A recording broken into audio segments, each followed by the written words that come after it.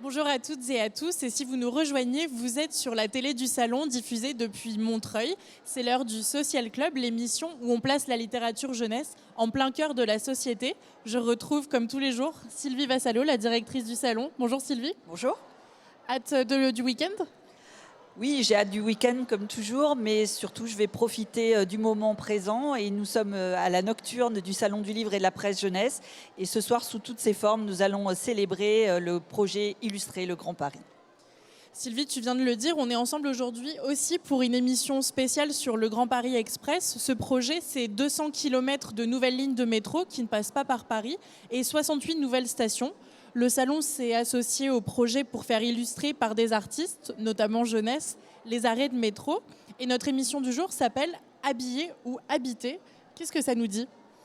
En fait, habiter sans aucun doute, parce que très prochainement, dans les prochaines semaines, dans les prochains mois, des œuvres monumentales d'artistes contemporains vont habiter sur les quais de ce nouveau métro, sur ces nouveaux quais. Et ils ont relevé le défi, ces artistes, de mettre ce qui est au-dessus, dessous, d'investir le souterrain du métro d'œuvres d'art, d'horizons, de paysages que l'on voit d'habitude sur le sol et qu'on va voir donc sous le sol. Ça va être, de mon point de vue, une grande surprise pour celles et ceux qui attendent sur le quai du métro ou qui voyagent, pour les voyageurs ordinaires ou pour les voyageurs touristiques. Et ces œuvres d'art qui sont installées dans le métro sont des œuvres d'art qui, au-delà de les surprendre, vont leur permettre de développer leur imaginaire. Donc pour moi, c'est un acte, le Grand Paris a fait un acte artistique majeur que je salue avec enthousiasme. Et quel chiffre tu as choisi aujourd'hui, Sylvie ? J'ai choisi le chiffre 30, car ce sont, pour commencer, 30 illustratrices, illustrateurs, dessinateurs, dessinatrices, artistes contemporains qui, chacun de leurs traits, de leur univers, de leur vocabulaire graphique, vont investir les premières stations. Merci beaucoup, Sylvie. Je te dis à demain en début d'émission. Merci. Et nous, on se retrouve juste après avec nos invités du jour.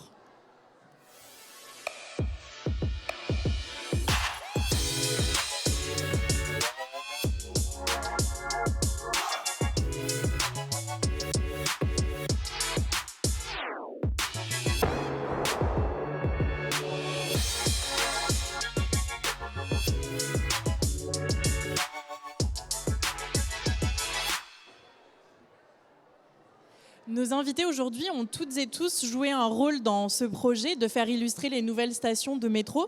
Nous sommes en compagnie de Pierre-Emmanuel Becheran, directeur architecture, culture, design et création de la Société du Grand Paris. Pierre-Emmanuel, est-ce que vous avez un souvenir d'une œuvre marquante que vous avez découverte en ville ? Alors oui, dans la ville et dans le métro. Le métro a cette spécificité d'avoir accueilli de l'art depuis toujours, en fait, depuis les premiers métros. Paris, c'est évidemment Hector Guimard qui construit ses entrées de métro assez fantastiques et qui marque aujourd'hui le paysage de Paris. Donc j'ai toujours été marqué et sensible à ces œuvres dans le métro. Je trouve qu'il y a là quelque chose d'assez fascinant de pouvoir être comme ça, de manière très impromptue, souvent au contact de la création artistique. Et j'ai vu comme ça des œuvres, notamment à Naples, en Italie. J'ai vu des œuvres à Londres, hein, dans le métro, qui m'ont toujours touché. Et de là vient peut-être ma passion pour conduire aussi ce programme de commande artistique pour le Grand Paris Express.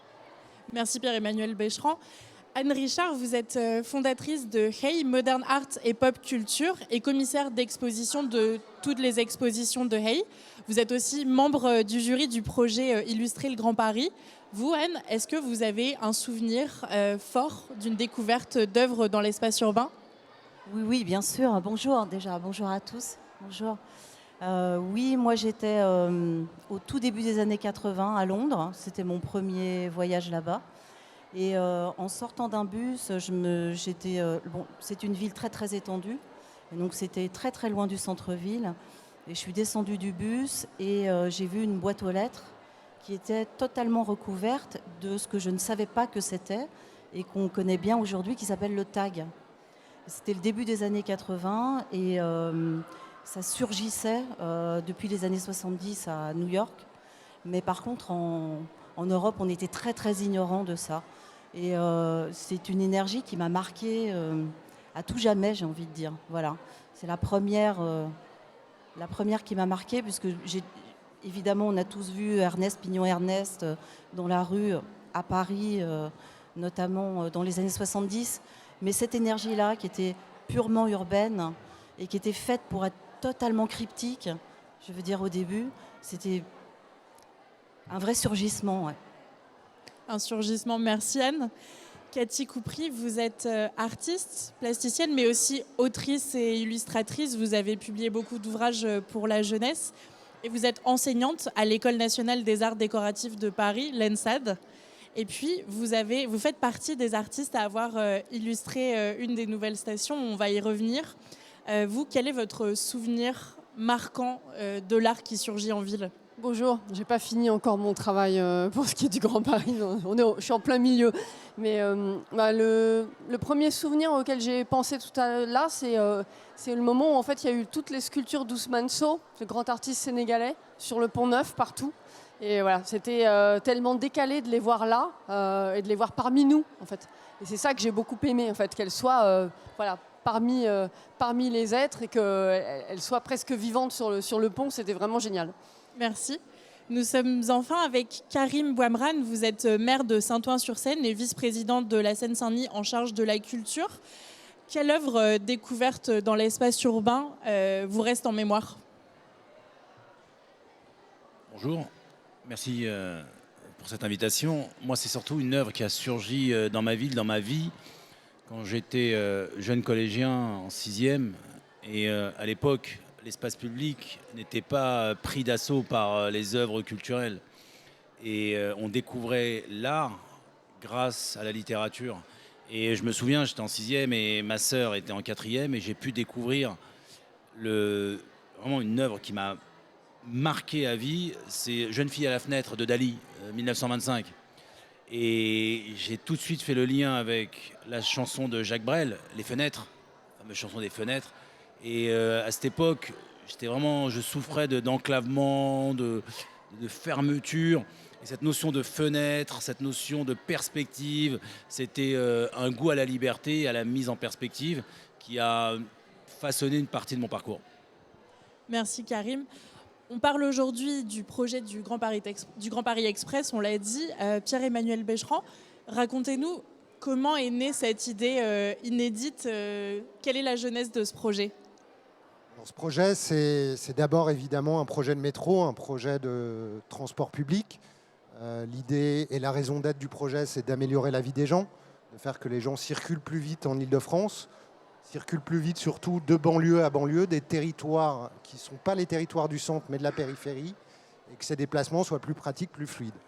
Dans le cadre de ce projet, on veut, et je pense que c'est impératif, faire en sorte que les gares, les nouvelles gares, les 68 nouvelles gares, soient belles. C'est très important d'avoir ce contact quotidien à des bâtiments qui ne soient pas uniquement des bâtiments utilitaristes, fonctionnels, mais qui soient aussi des bâtiments qui portent une symbolique plus forte, celle d'une transformation urbaine, d'une transformation de la ville, et puis un contact aussi avec l'architecture, avec le design, avec l'art. Dans ce cadre-là, on a beaucoup travaillé sur notamment toute la signalétique dans les gares, avec un designer qui s'appelle Rudy Bord, pour construire l'ensemble de la signalétique, l'ensemble des marquages qui vont constituer ces gares. Et on s'est assez vite dit qu'il fallait créer un lien entre le monde du dessus, celui de la ville, celui de l'urbanité, et le monde du dessous, celui du métro, puisque 90% de ce métro est souterrain. Donc, comment, Karim Bouamrane parlait de fenêtres sur la ville, de fenêtres avec Dali, comment créer des fenêtres finalement en souterrain dans le métro pour ancrer de manière peut-être plus forte chacune des stations dans les territoires dans lesquels elles sont implantées. D'où cette idée de commander à des artistes, à des auteurs, des grandes fresques qui viennent créer ce lien entre le monde du métro, le monde du souterrain et puis le monde de la ville, le monde de ces villes du Grand Paris qui sont desservies par le métro.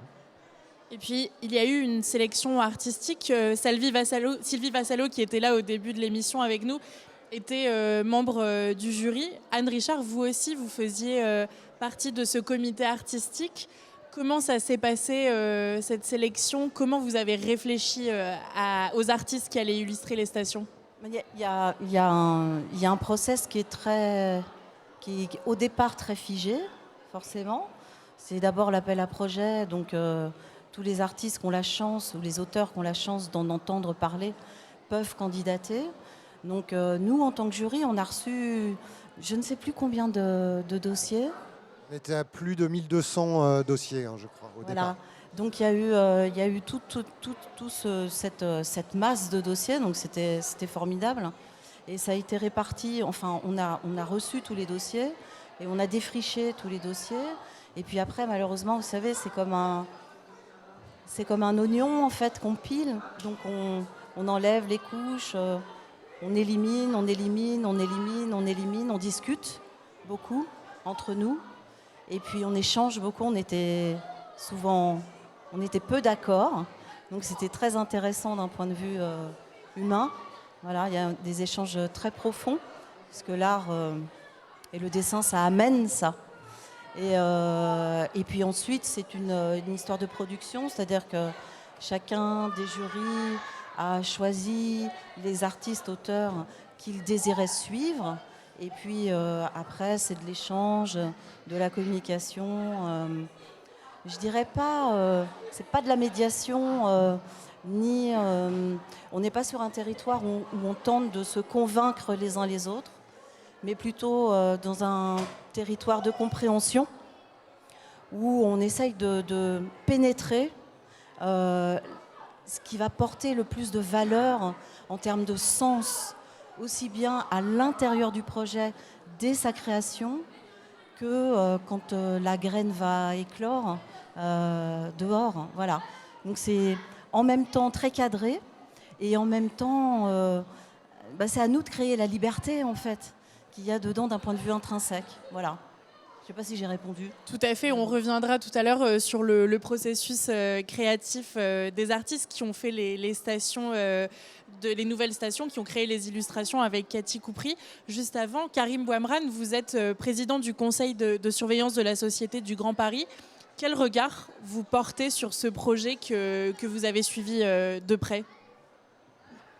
C'est un projet historique. On doit mesurer à quel point ce projet est unique au-delà de sa conception technique et technologique, parce que Pierre-Emmanuel Bécheran l'a évoqué avec précision.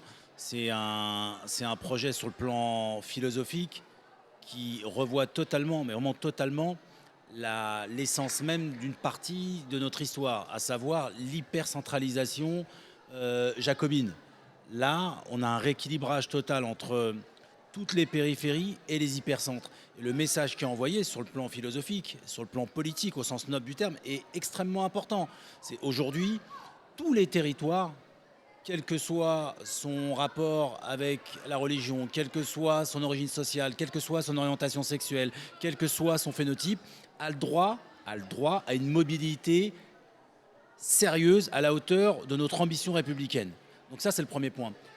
Mais là où ça devient intéressant, là où les équipes de Pierre-Emmanuel Bécheran est portée par Pierre-Emmanuel depuis des années, ce qui est innovant, déterminant, c'est qu'on a décidé de concilier par rapport à cette notion de transport pour toutes et tous, où tous les transports ont le droit à une qualité de transport digne de ce nom, à une notion de culture.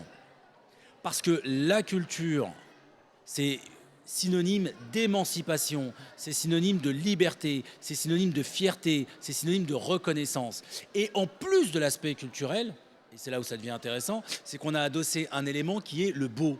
Parce que pendant trop longtemps, on a considéré que le beau était l'apanage d'une aristocratie héritière depuis 1789. Et nous, ce qu'on porte, c'est cette notion d'élite populaire culturelle pour faire en sorte que le beau soit démocratisé, et ça passe par un élément exceptionnel en termes d'attractivité, en termes de mouvement, en termes de reconnaissance et puis en termes de patriotisme industriel, les gares.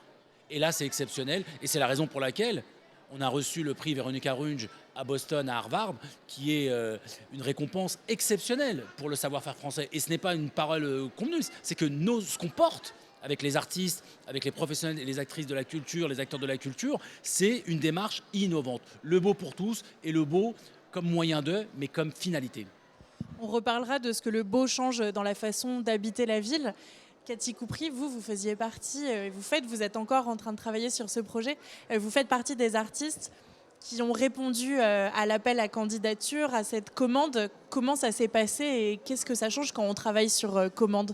Ça s'est passé d'une façon assez drôle et du coup assez spontanée. En fait, moi, je suis tombée sur l'affiche de l'appel au concours international Illustrer le Grand Paris dans le métro. Et voilà, donc du coup, ça paraît bien. Et c'est vrai que j'ai toujours beaucoup de curiosité pour les affiches, les images. Je ne sais pas résister aux images qui m'intéressent, qui m'appellent. Et donc, j'ai été regarder cette affiche de près. Et là, j'ai quand même d'abord eu un sursaut en me disant, c'est pas vrai, qu'est-ce que ça veut dire en fait, illustrer le Grand Paris? Qu'est-ce qu'on nous propose? Alors, après, j'ai vu concours international, je me suis dit, oulala, ça va être pénible, il va y avoir des procédures, etc. Donc, je me suis renseignée avec le site qui était noté sur l'affiche, etc. Je me suis renseignée. J'ai trouvé que c'était extrêmement attractif parce que, j'en parle différemment de vous, mais je suis extrêmement sensible. Je suis artiste, je fais des images. Si j'adore faire des livres, c'est parce que mes livres, ils voyagent, ils sont accessibles à tous et toutes, ils vont partout et pendant des années. Spécialement les livres en jeunesse, ils ont une qualité de vie, une façon de se promener de main en main pendant des années, c'est extraordinaire. Donc je suis sensible à ça. Je trouve qu'on a une responsabilité, un engagement effectivement politique à cet endroit-là. Et en voyant le concours, du coup, ça m'a plu. Ce qui m'a moins plu, c'est l'idée que j'allais rentrer dans une procédure hyper complexe avec d'appels, de marchés publics, de sites, etc. Et bon, finalement, j'ai pris mon courage à deux mains, mais je l'ai fait dans la toute dernière semaine avant la clôture du concours, de me dire, bon, je vais essayer, une fois dans ma vie, je vais essayer quand même de répondre à une commande dans un cadre comme ça qui est très contraignant pour faire les dossiers, etc. Et je l'ai fait parce que, avec ce qui m'en reste vraiment de plus fort, c'était que, oui, ça m'intéressait de faire un travail d'image qui allait s'installer dans un contexte comme ça, parce qu'il allait être vu énormément par tout un chacun qui voudrait bien s'arrêter devant, qui le regarderait en passant aussi. Il y avait toutes ces questions-là. Et donc, j'ai été très motivée avec... la chose qui était dans ma note d'intention, c'est d'offrir en image un demain désirable de la ville. Ça veut dire de pouvoir, moi, proposer une image qui pouvait correspondre à des valeurs et à des émotions qui me semblaient importantes, en fait. Voilà pourquoi j'ai candidaté. On reparlera de la ville que vous avez découverte juste après. Et avant de continuer d'échanger avec nos invités, je vous propose de regarder un extrait vidéo, un teaser avec des illustratrices et illustrateurs du Grand Paris Express.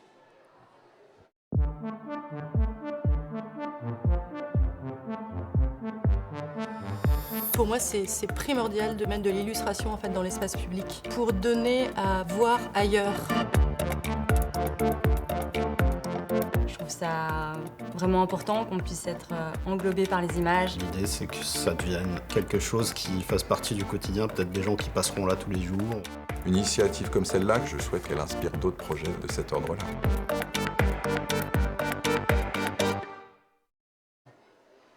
Cathy Coupry, pour vous, c'était quelle émotion quand vous apprenez que vous êtes sélectionnée et vous l'avez dit, quand vous savez que votre travail va rester pendant des années visible aux yeux des citadines et des citadins? Tout d'abord, je suis super contente au moment où je l'apprends, que les efforts d'avoir répondu à ce concours du coup soient payants et je suis très heureuse de m'engager. Après, il y avait une dimension aussi de jeu de mon côté puisque j'avais suivi le conseil qui était donné dans les documents en fait, pour concourir, qui était de répondre en étant volontaire pour tous les lots, c'est-à-dire toutes les stations, toutes les gares, sans discernement. Et ça m'allait bien de jouer comme ça. Je voulais surtout pas arriver dans un endroit que je connaissais particulièrement. Je suis joueuse en fait de nature. Et après, j'ai découvert, quasi en même temps que j'ai découvert que j'étais lauréate, j'ai découvert qu'en fait la ville qui m'était attribuée, c'était Créteil, pour la nouvelle station de Créteil-les-Chats. Et bon, j'ai été super contente. J'étais allée à Créteil longtemps auparavant pour travailler aussi. Et je me suis dit, je vais avoir un grand territoire à explorer, quoi. On voit votre illustration qui apparaît à l'écran. Comment vous avez exploré cette ville et quelles images sont restées avec vous? Alors en fait, j'ai commencé avant la résidence qui pour moi était fin septembre, début octobre. J'avais une semaine, comme tous les artistes illustrateurs, j'avais une semaine de résidence sur place qui était très très bien organisée avec des tas de rencontres, etc., des tas de choses pour avoir des découvertes spécifiques privilégiées dans le territoire. Moi, j'y suis allée avant et je suis allée marcher, je suis descendue à Créteil-les-Chats. sur la ligne 8, et je suis partie sans but, quoi, enfin, sans carte, pendant un long moment, une après-midi. Et à partir de là, en fait, je suis revenue, j'ai fait ces résidences, j'ai évidemment rencontré des tas de personnes passionnées par ce qu'elles faisaient, en général, et investies sur place, mais des rencontres qui étaient organisées. Là, j'ai appris beaucoup de choses, j'ai eu accès aux archives, j'ai écouté beaucoup de personnes, etc. Des tas de rencontres qui se sont faites de façon complètement hasardeuse, parce qu'en fait, j'ai énormément marché dans la ville. Ça a été principalement octobre, novembre, et on a eu un très beau temps, et j'ai été marcher, je suis partie à la rencontre des personnes, donc j'ai été voir, je sais pas, les apicultrices qui travaillent dans les villes, les gens qui sont dans les jardins partagés à Créteil, c'est des projets très importants. Mais j'ai aussi été invitée à rentrer à la mosquée, par exemple, ça c'était un moment assez fort. Voilà. Je ne suis pas musulmane, je suis arrivée devant le parvis de la mosquée, et je suis arrivée à l'heure de la prière, on m'a invitée à rentrer. Et donc j'ai sympathisé avec des gens un peu partout, et j'ai construit mon projet par la marche et vraiment par l'imprégnation dans la ville, en faisant des photos, des dessins, en prenant des notes. Tout d'abord, je ne sais pas si je rentre plus dans le détail, vous voulez On va peut-être demander à Anne qui a suivi des artistes aussi qui ont illustré d'autres stations. Vous les avez accompagnés en tant que comité artistique, en tant que juré de ce comité. Les artistes que vous avez suivis, comment ils et elles se sont imprégnés des villes dans lesquelles ils ont travaillé? Je pense que ce qui vient d'être dit, en fait, c'est vraiment une humeur générale que tous les artistes-auteurs ont partagé. C'est-à-dire que ce temps de résidence, ce temps de rencontre, ce temps de découverte de la ville et des habitants surtout, parce qu'en fait, il ne suffit pas de se déplacer quelque part, en fait, il faut provoquer, il faut sentir, il faut comprendre qu'est-ce que c'est qu'un lien avec les gens et le territoire. Donc là, tous les artistes-auteurs, en fait, ont fait la même expérience, hein. C'est-à-dire des rencontres, des échanges, une expérimentation, en fait, de liens avec les gens, avec les acteurs de la ville, mais aussi beaucoup en baguenaudant, comme vous avez bien dit, c'est-à-dire à sentir aussi, évidemment, quand on parle d'une ville, on imagine, on est vraiment dans le bâtiment, on est dans l'architecture, et c'est souvent, et vous l'avez dit tout à l'heure, il faut vraiment être ouvert sur les gens pour percevoir de la beauté. Donc voilà, tous les artistes-auteurs, en fait, ont partagé ce truc-là. Moi, j'avais un suivi de 4 artistes, et tous ont suivi le même. Moi, j'ai envie de dire que c'est un protocole de l'imaginaire et du partage. Voilà. Ça, c'est vraiment le premier, la première étape, le premier niveau de contact avec ce qui va être donné à créer après. Là, l'idée du projet, et ça, je pense que c'est dans votre réflexion de base, c'était vraiment de réussir à allier, et c'est ce qui était très très difficile à faire, cette idée de la commande sans être de la commande, et cette idée de faire surgir de la liberté, mais qui ne parle pas que de soi-même, d'un point de vue des artistes.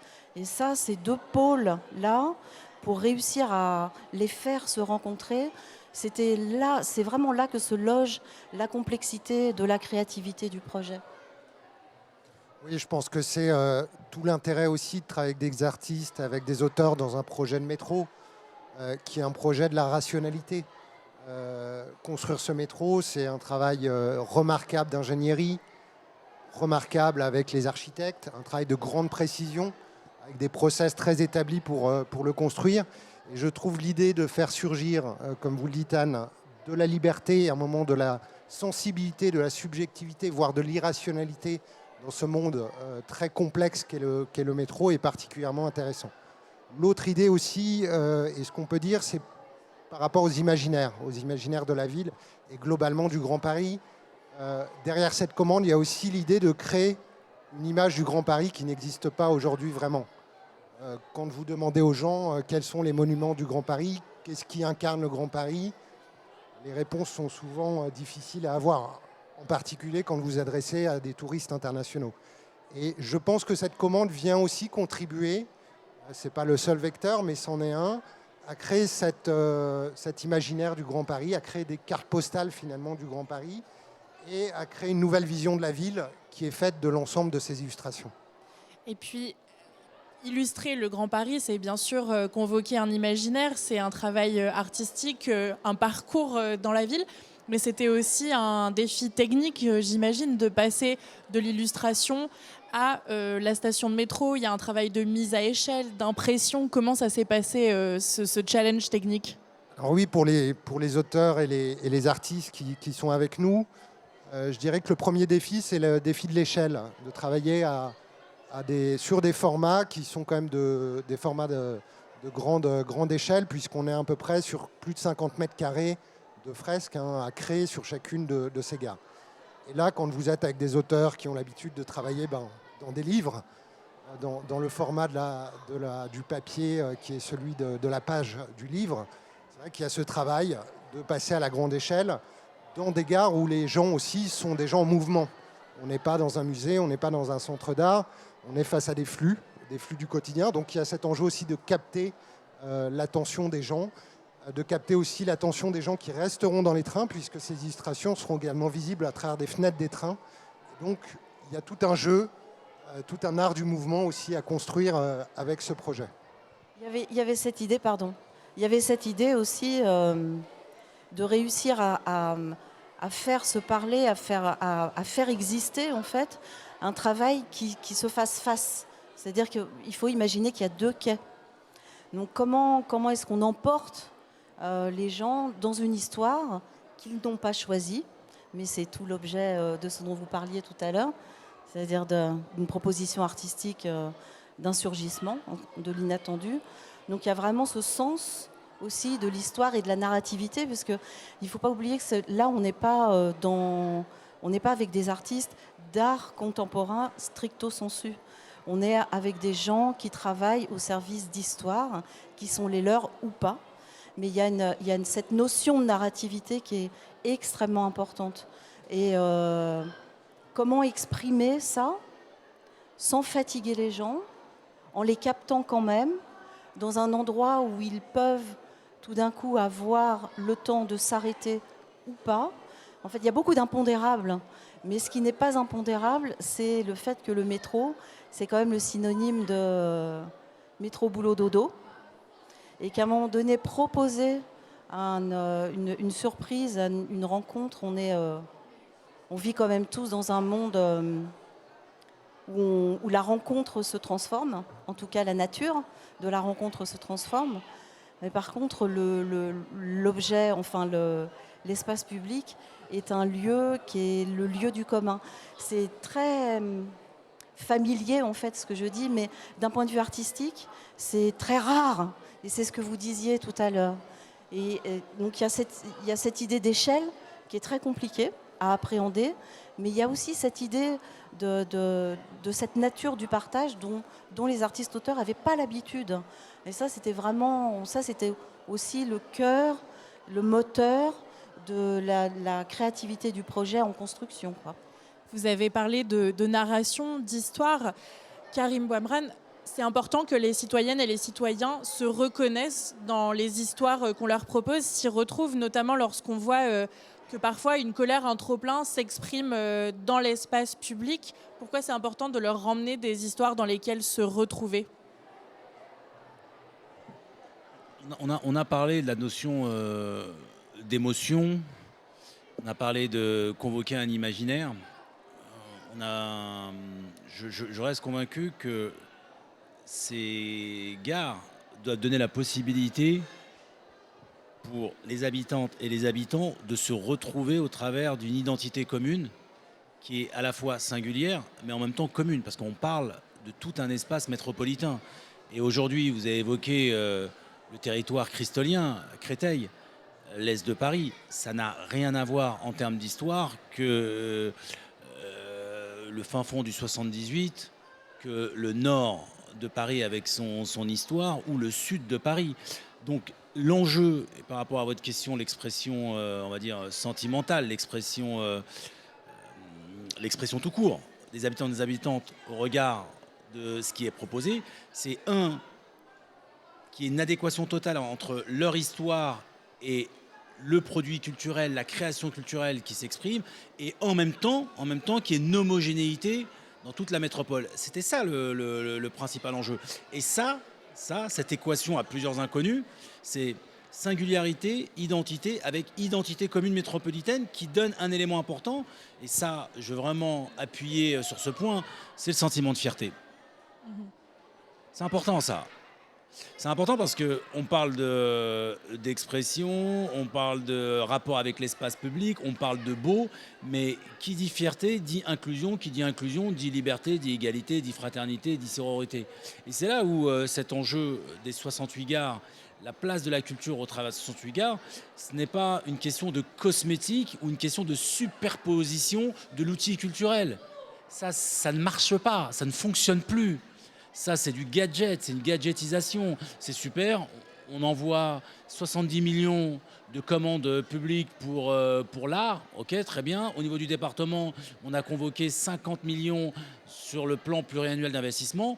Mais encore une fois, ça, c'est un moyen. C'est quoi la vision qu'on porte ensemble? La vision qu'on porte ensemble, c'est dans un espace, on considère que toutes les Françaises et les Français, toutes les Franciliennes et les Franciliens peuvent se retrouver dans le cadre de leur activité professionnelle, leur activité intellectuelle, leur activité, leur vie tout court, grâce à un lieu de passage, grâce à un véhicule qui s'appelle la culture, et la culture synonyme de fierté. C'est ça qui est important. Et je terminerai sur un point, parce qu'en filigrane, il y avait la question de révolte. Mais ça, on s'en fout, ça. La question, elle n'est pas là.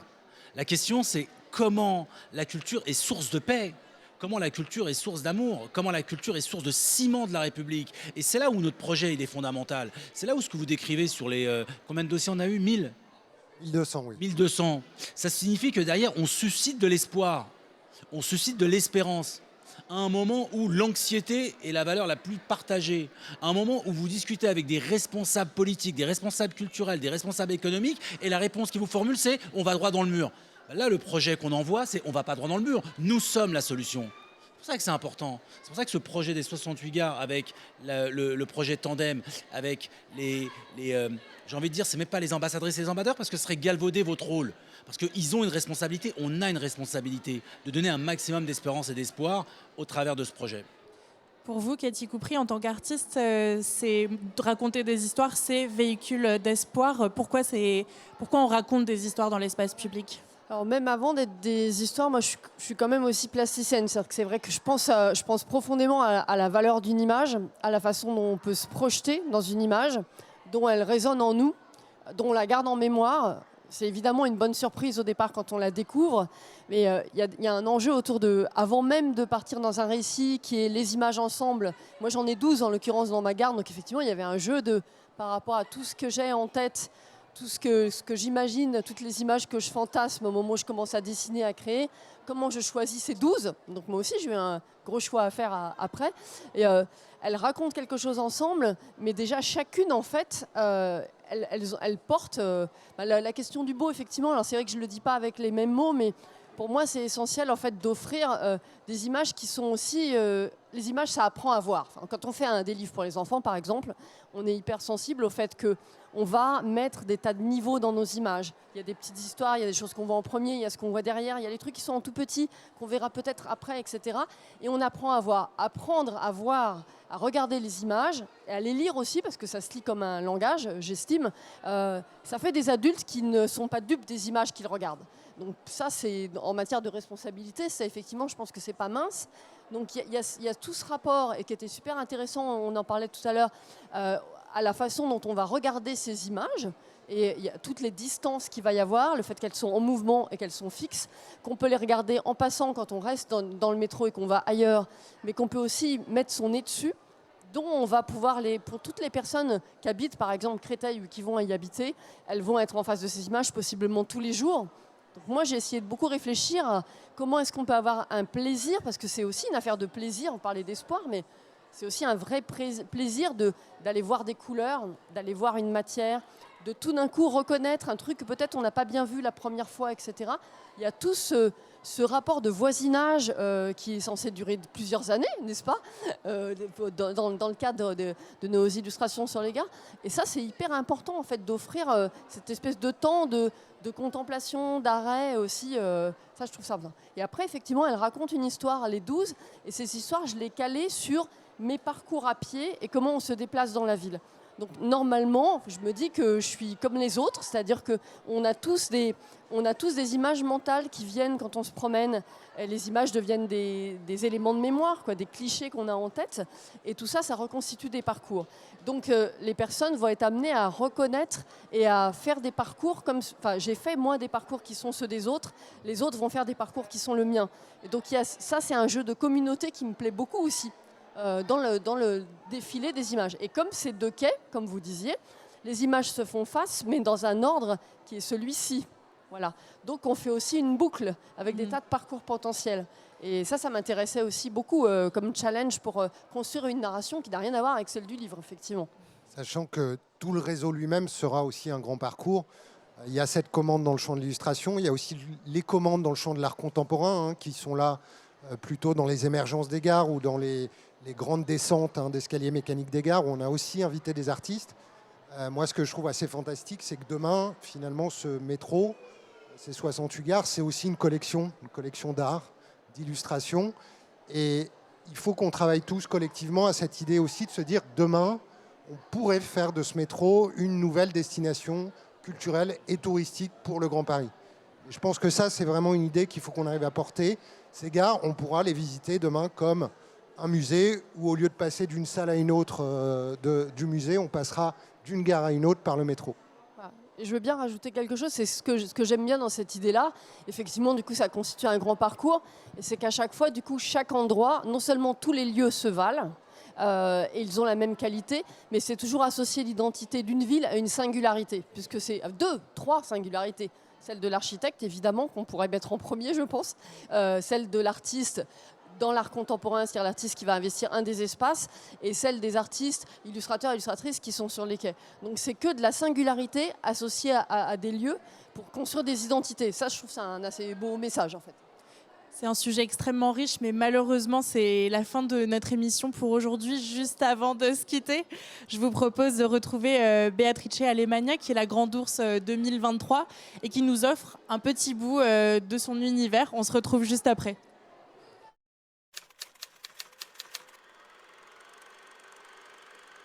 C'est un des livres moins connus d'Astrid Lindgren. C'est une saga de 3 familles qui habitent les unes à côté des autres, qui ont des enfants. Et ces enfants sont très amis. Et ce livre, j'ai dû le lire vers mes 7-8 ans. Et c'est là que j'ai vraiment décidé que je voudrais faire ce métier-là.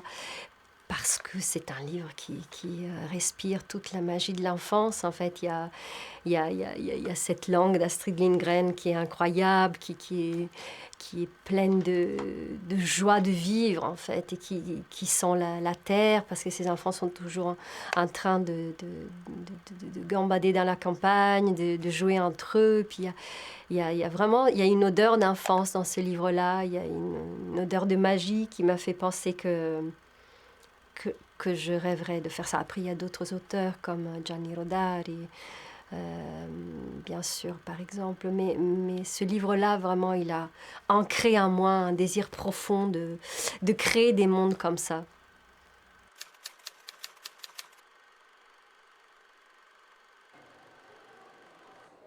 C'est la fin de notre émission. J'en profite pour remercier nos invités du jour. Merci Cathy Coupry, merci Anne Richard, Pierre-Emmanuel Becheran et Karim Bouamran.